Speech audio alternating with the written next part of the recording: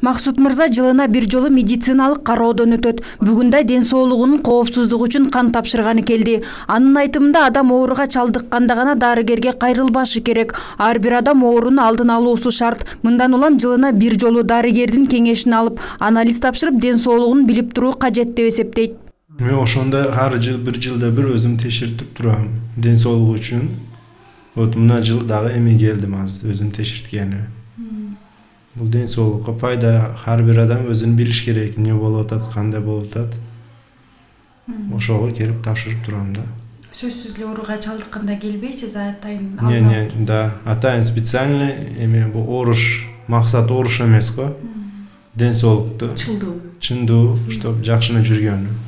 Башкаларга бир жылда бир обязательно текшерилип туруш керек өзү негизи. Азыркы жашоодо это обязательно. Жаман жакта барып туруп ошон үчүн келбейм. Просто өзүм үчүн. Мисалы, иногда керек болсо укол аласыз поликлиникада. Ар кыл шприцта иштетебиз. Эми билип болбойт, ошон үчүн текшерип турулган жакшы да. Бул мырза 10 жылдан бери спид илдети менен жабыркайт. Алгач бул ооруга кабылганын укканда стресске кабылып, мындан аркы жашоонун кажети жок деп эсептеген. Бирок кийинчерээк дарыгерлердин кеңешин угуп, дарылануу менен илдетти жеңилдетсе боло тургандыгын түшүнгөн. 10 жыл ичинде үйлөнүп, азыр 2 баланын атасы. Моя история начинается уже 10 лет. Мен 2006 жылы бул илдетти жугузуп алганмын. Ал убакта ооруну далилдөө кыйын эле. Менин канымды Казакстанга жөнөтүп, ВИЧ инфекциясын жугузуп алганымды далилдешкен. Ошол күндөн баштап мен дарыгерлер менен такай иштеше баштадым. Алардын айтканындай дарыланып ичип жүрөм. Бул оору өтө деле коркунучтуу оору эмес. Эгер дарыгерлердин айтканын дары-дармекти ичип жүрсө. Азыр менин үй бүлөм бар. Үйлөнүп жатканда мен жубайыма спид илдети менен ооруй турганымды айтканмын. Ал каршы болгон жок. Учурда 2 балам бар. Алардын ден соолугу жакшы.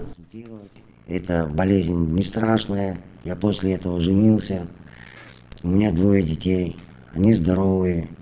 Ош облусунда спид илдетине кабылгандардын саны жыл санап өсүүдө. Быйылкы жылдын 10 айында эле Ош облусу боюнча 123 учур катталып, анын 116сы Кыргызстандын жараны, ал эми 7-өсү чет өлкөлүктөр болгон. Ооруга чалдыккандардын ичинен 51-и кош бойлуу аялдар экендиги тастыкталган. Спид илдетин алдын алуу жолун жана оорулуу адам кантип өзүн алып жүрүү керектигин бүгүн дарыгерлер маалымат жыйында айтып берди. Спидти алып жүргөндөрдүн 50% мигранттар.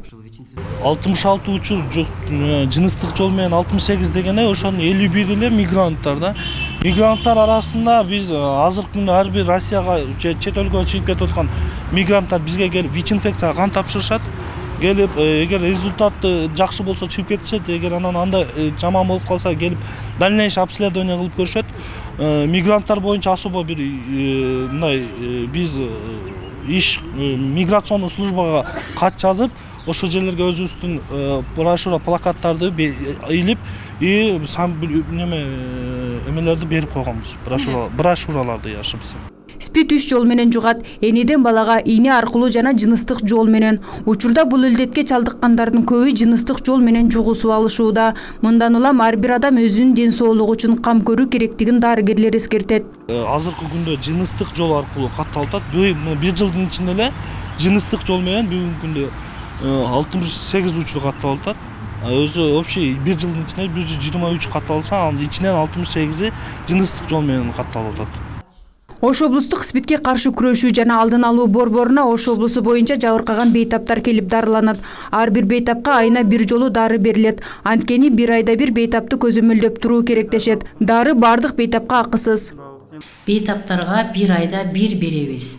Анткени дарысын туура ичип атабы, туура эмес ичип атабы, аны да караштырып турабыз да.